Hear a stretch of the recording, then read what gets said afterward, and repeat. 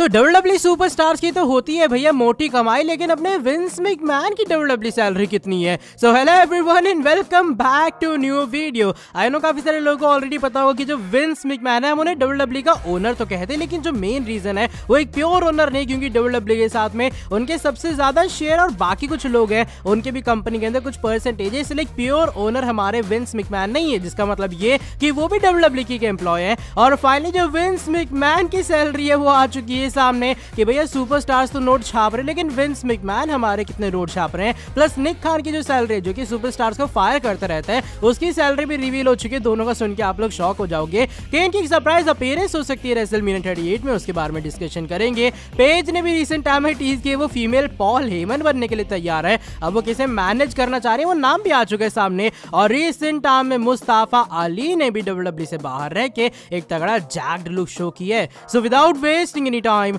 Let's begin this video. लेकिन पहले हम लोग वीडियो को शुरू करते हैं आज के एनएक्सटी के शो की कुछ बड़ी और मेन हाइलाइट्स के बारे में। आज का जो एनएक्सटी का शो था, शो पर काफी सारी चीजें होती हैं और इस बार जो डोमिनिक मिस्टीरियो है वो फाइनली अपना एनएक्सटी का डेब्यू करते हैं। होता है कि रे मिस्टीरियो डोमिनिक मिस्टीरियो दोनों की दोनों शो पर होते हैं, और जो सेंटोस एस्कोबार की पूरी पलटन है, टोली है, उनके साथ में मैच होता है डोमिनिक का, और डोमिनिक यहाँ पर फेस करते हैं रॉल मेंडोजा का, ऐसे कुछ अजीब सा नाम है। और वो डोमिनिक क्या कमाल का खिलाड़ी है, आई मीन मैच जाके देखोगे आपको पता लगेगा क्या वो रीजन है। मैं कह रहा हूँ कि बंदा फ्यूचर डब्ल्यूडब्ल्यूई का बन सकता है। डोमिनिक मिस्टीरियो ऑल ओवर कमाल का रिंग स्किल, एक्शन, और मैच के एंड में वही हमें जीतते हुए नजर आते हैं। और कुछ इस वे में आज डोमिनिक ने अपना एनएक्सटी का डेब्यू भी कर लिया। इसका मतलब ये नहीं कि वो एनएक्सटी में रुकने वाले हैं, बस एक छोटा सा टाइम पीरियड डब्ल्यूडब्ल्यूई ने लेकर आई है ताकि कह सकते थोड़ी बहुत और अटेंशन गेन सके एनएक्सटी का पूरा ब्रांड। अब बात करें हमारे new NXT champion the show off Dolph Ziggler के बारे में, तो जिगलर का सेगमेंट होता है मिस टीवी के ऊपर। इस मिस टीवी के सेगमेंट के ऊपर एलए नाइट आते हुए कन्फ्रंट करते हुए नजर आते हैं जिगलर को और मेन इवेंट के लिए चैलेंज करते हैं। फिर मेन इवेंट के अंदर मैच होता है जिगलर वर्सेस एलए नाइट के बीच में, और मैच के एंडिंग के अंदर रॉबर्ट रूड की थोड़ी बहुत मदद के बाद जो जीते हुए नजर आते हैं जिगलर, और वो अपनी चैंपियनशिप, एक नॉन टाइटल वैसे मैच होता है लेकिन एक तरह की विक्ट्री उन्होंने हासिल कर ली। चैंपियनशिप कंटेंडर मैच एक तरह का ये था, लेकिन मैच में जीतने के बाद तुरंत वहां से ब्रॉन ब्रेकर आते हुए नजर आते हैं। वो रॉबर्ट रूड के सिर पे एक बूम मारते हैं और आके चैलेंज करते हैं और रीमैच चाहते हैं अपनी एनएक्सटी चैंपियनशिप का। और जो डब्ल्यूडब्ल्यूई का एनएक्सटी स्टैंड एंड डिलीवर होने वाला है, वहां के लिए बात ऑफिशियल हो चुकी है कि जिगलर और ब्रॉन ब्रेकर का एक सिंगल्स रीमैच होगा। इस बार सैंपल मैच में नहीं होंगे, ये दोनों का आमना सामना होगा। देखना ही होगा कि एनएक्सटी स्टैंड एंड डिलीवर में जो ब्रॉन ब्रेकर है वो चैंपियनशिप को फिर से कैप्चर कर पाते हैं, या फिर जो जिगलर है वो एनएक्सटी 2.0 के अंदर एक लंबे टाइम तक चैंपियन रहेंगे। लेकिन हाँ, धीरे धीरे करके जब रॉ या फिर स्मैकडाउन के जो सुपरस्टार्स हैं वो एनएक्सटी में आ रहे हैं, एनएक्सटी और भी ज्यादा इंटरेस्टिंग बनता जा रहा है। आज की जो हमारी नेक्स्ट अपडेट है वो इस बार हमारे केन के बारे में जुड़ी है। अब केन डब्ल्यूडब्ल्यूई के अंदर आने का उन्हें टाइम इसलिए मिल नहीं रहा था क्योंकि वो मेयर थे, लेकिन आई गेस रिसेंट टाइम में फिर से री इलेक्शन होने की जो बात है वो अनाउंस हो चुकी है कि फिर से वहाँ इलेक्शन होंगे। अब रिजल्ट वगैरह का मुझे ज्यादा कुछ आइडिया नहीं है, लेकिन रिसेंट टाइम में पीडब्ल्यू इनसाइडर की तरफ से एक बहुत ही बड़ी रिपोर्ट आती है सामने, और पीडब्ल्यू इनसाइडर ये बात रिवील करता है कि जो डब्ल्यूडब्ल्यूई है अभी फिलहाल उन्होंने केन को शेड्यूल किया है रेसलमेनिया 38 के लिए। इसका मतलब ये कि एक पॉसिबल सरप्राइज अपीयरेंस हो सकती है हमारे केन की रेसलमेनिया 38 के अंदर। और ऑफ कोर्स यहाँ पर ज्यादा हैरान कर देने वाली बातें है नहीं, हम जानते हैं इस साल हमारे Dead Man the Phenom the Undertaker hall of fame induction के अंदर जाएंगे। अब हो सकता है हॉल ऑफ फेम की सेरेमनी को भी केन अटेंड करते हुए नजर आए। केन और जो अंडरटेकर का रिश्ता भाईचारे वाला वो तो हम जानते हैं, वैसे लगते मुझे स्टार्टिंग में बचपन में दोनों भाई थे कि भाई ये तो रियल ब्रदर ऑफ डिस्ट्रक्शन है, लेकिन बाद में पता लगा कि इसे डब्ल्यूडब्ल्यूई के अंदर भाई है, एक्चुअल में रियल में ऐसा कुछ भी नहीं है। लेकिन दोनों की जो केमिस्ट्री थी पूरी तरीके से देखने में लग रहा था हाँ भाई दोनों रियल ब्रदर्स है। लेकिन बताया जा रहा है कि केन को शेड्यूल किया गया है, लेकिन अभी फिलहाल जो रोल बताया जा रहा है वो एज अटेंडेंस बताया जा रहा है कि मे बी जो अटेंडी है फिर रिंग साइड के ऊपर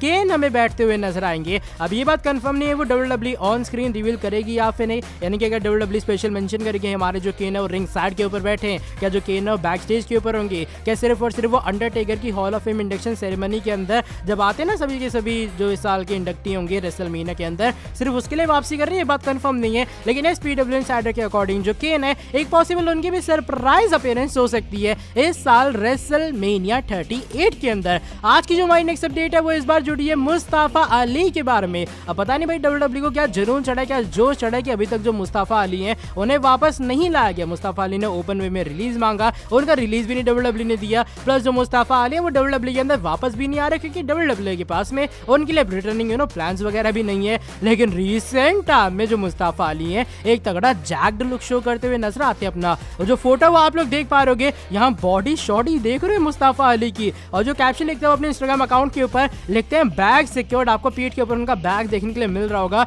मुझे ये बताओ कौन से चोर की इतनी औकात होगी कि इतनी बॉडी देख के इंसान से पंगा लेगा। और भाई ये कुछ तगड़े वे में अपनी WWE एब्सेंस के दौरान मुस्तफा अली ने अपनी बॉडी शॉडी बना ली, अपना जैक्ड लुक शो किया है। एक जैक्ड लुक के बारे में आपका क्या ओपिनियन है? मेरे हिसाब से भाई लुक तो काफी तगड़ा है, और होप ही करूँ कि WWE और उनके बीच में सिचुएशन है सही हो जाए और WWE एक बार फिर से उन्हें यूज करती हुई नजर आए। आगे काफी ज्यादा अच्छे खासे वो टैलेंट है। इस जैक्ड लुक को लेकर आपका क्या ओपिनियन है शेयर कर सकते हो कमेंट सेक्शन में। आज की जो हमारी नेक्स्ट अपडेट है वो इस बार पेज के बारे में जुड़ी है, और रिसेंट टाइम में जो पेज है वो भी ये बार टीज करती है कि WWE के अंदर वो एक फीमेल पॉल हेमन बनने के लिए तैयार है। साथ ही में नाम भी एक तरह का रिवील करती है कि किसको मैनेज करना चाहती है। होता है कि रिसेंट टाइम में जो पेज है वो अपने ऑफिशियल ट्विटर अकाउंट के ऊपर एक फोटो पोस्ट करती हुई नजर आती है। उनकी एंट्री की कोई कैप्शन नहीं होता, कोई कुछ मेंशन नहीं होता है। तो यहाँ पर जो फैंस है भाई सोचते हैं पेज ने अचानक से वाली फोटो क्यों डाल दी, लेकिन इसी के कमेंट सेक्शन के अंदर जो एक बंदा वो ट्वीट करता है क्या तुम रोंडा राउजी की हेल्प करने के लिए आ रही हो। इसको लेकर जो पेज हमें फाइनली रिप्लाई भी देती हुई नजर आती है। जो रिप्लाई है उनका उसका स्क्रीनशॉट आप लोग देख पा रहे होंगे। पेज लिखते हैं कि हाँ मैं फीमेल पॉल हेमन बनने वाली हूँ, चलो मैं इसके लिए पूरे तरीके से रेडी हूँ। उनका कहना ये कि हाँ भैया सही में वो रोंडा राउजी की हेल्प करेंगी और वो फीमेल पॉल हेमन बनेंगी और वो रोंडा राउजी को मैनेज करने वाली है। वैसे देखा जाए पेज को WWE को एक ना एक रोल मिलना चाहिए जहां तक मुझे लगता है। अब चाहे वो एज ए जनरल मैनेजर हो सोने डेविल की जगह पे, वो भी काफी अच्छा रहेगा। बीच में वो स्मैकडाउन की जनरल मैनेजर बनी भी थी और उस टाइम चीजें इंटरेस्टिंग थी। आपको याद होगा कर्ट एंगल आई गेस उस टाइम मंडे नाइट रॉ के जनरल मैनेजर थे। तो मेरे हिसाब से किसी लेजेंडरी सुपरस्टार को, किसी बड़े टैलेंट को बनाना एक जनरल मैनेजर ज्यादा बड़ी चीज होती है। वैसे एडम पियर्स और सोनिया डेविल कह सकता हूँ मैं अथॉरिटी का जो रोल है वो ठीक ठाक वे में निभा रहे हैं, लेकिन अगर पेज आती है एज मैनेजर काफी बड़ी चीज होगी। अब फीमेल पॉल हेमन वाली चीज वैसे उन्होंने मजाक में कही है, लेकिन जस्ट इमेजिन अगर रोंडा राउजी को मैनेज करने के लिए पेज रिटर्न करती है, इसको लेकर आपका क्या रिएक्शन होगा? अपना ओपिनियन आप लोग शेयर कर सकते हो कमेंट सेक्शन के अंदर। बाय द वे आज की जो हमारी नेक्स्ट एंड फाइनल अपडेट है वो इस बार जुड़ी है no chance from hell Vince Kennedy McMahon के बारे में।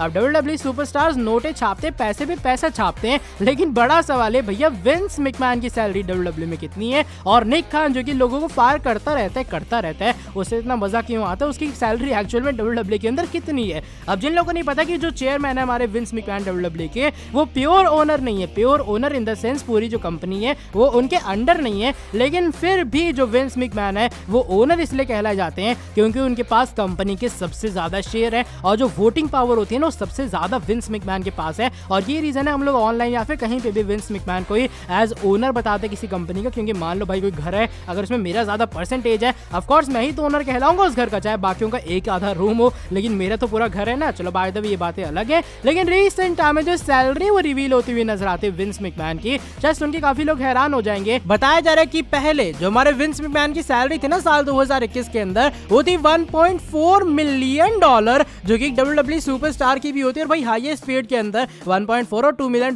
वाले भी आते, लेकिन अब जो विंस मैकमैन की सैलरी है रिसेंट टाइम के अंदर एक तगड़े वे में बूस्ट हुई है और सैलरी पहुंच चुकी है $2 मिलियन पर ईयर। और $2 मिलियन पर ईयर इंडिया के अंदर आई गेस वो 14.5 या 15 करोड़ के आसपास होंगे, जो कि आई गेस एक बहुत ही ज्यादा तगड़ी अमाउंट है जो कि विंस मैकमैन को मिलती है। अभी बात रही विंस मैकमैन के बारे में, चलो विंस मैकमैन का मैंने मान लिया भैया पब्लिसिटी काफी पब्लिकली वे में तगड़े फिगर है, ये वो रीजन है इतने भाई उनको पैसे मिलने ही चाहिए, आखिर WWE के अंदर उनका इतना ज्यादा शेयर भी तो है। लेकिन बात अगर हम लोग करें निक खान के बारे में, भाई साहब वो इंसान WWE से बंदों को निकालता है सिर्फ, और उस बंदे की जो सैलरी है वो सुन के आप लोग और भी हैरान हो जाओगे, क्योंकि जो हमारे निक खान की सैलरी है वो है इस बार $1.2 मिलियन। पिछले साल 2021 में भी इतनी थी और इस साल 2022 के अंदर भी उनकी जो अर्निंग है $1.2 मिलियन है, जो कि मेरे हिसाब से भाई कोई भी खराब सैलरी नहीं है। अगर मुझे सिर्फ ये कंपनी से बंदों को निकालना है, ज्यादा कुछ और नहीं करना है, सिर्फ प्रॉफिट ही तो देना है, तो जिन सुपरस्टार से काम नहीं मैं उनको निकाल दूंगा और मुझे $1.2 मिलियन मिलेंगे। अब ये बात अलग है, लेकिन जब निक खान ने साइन किया था WWE के साथ में एक इक्विटी ग्रांट नाम का जो कॉन्ट्रैक्ट है वो भी साथ ही में साइन हुआ था, उसमें पहले जो अमाउंट थी वो $9 मिलियन थी, लेकिन अब जो अमाउंट है उसमें $7.5 मिलियन का जो है एक बूस्ट आया है और अब टोटल $16 मिलियन इस साल एक अलग से पे आउट मिलेगा सितंबर 2022 में निक खान को। एक तरह का आप इसे बोनस कह सकते हो, जो कि निक खान को इस साल सितंबर में मिलेगा, यानी कि $1.2 मिलियन सैलरी अलग मिली और इस साल एक $16 मिलियन का जो पे आउट है वो एक अलग से मिलेगा निक खान को। इस सैलरी के बारे में आपका क्या ओपिनियन है? जब विंस मैकमैन और निक खान खान की जो सैलरी कुछ इस वे में आई है सामने। आगे भाई जो निक खान है मौके पे चौकर ही मार जाते हैं। जो इक्विटी ग्रांट वाला सीन है देखो उसमें $16 मिलियन है, उसका पे आउट इस साल सितंबर में मिल ही जाएगा। और ये जो सैलरी है मेरे हिसाब से आप कह सकते हो 16 साल की सैलरी तो निक खान को एक तरह की एक साथ ही मिलने वाली है इस साल। बाय द वे मेरे हिसाब से भाई मतलब पता नहीं क्या तगड़ी अमाउंट मिलती है WWE को, इतना फायदा कहाँ से हो जाए तो इतनी सैलरी ये लोग बांट देते हैं। बाय द वे आज की वाली वीडियो बस यहीं तक थी। अगर ये वाली वीडियो पसंद आई है तो फटाफट से नीचे वीडियो को लाइक कर देना। साथ में जो लोग चैनल के ऊपर न्यू सब्सक्राइब नहीं किए सब्सक्राइब कर देना चैनल को, प्लस बेल नोटिफिकेशन को कर देना ऑन। मिलता हूं आपसे आके नेक्स्ट वीडियो के अंदर बहुत ही ज्यादा जल्दी। Till then bye bye, take care.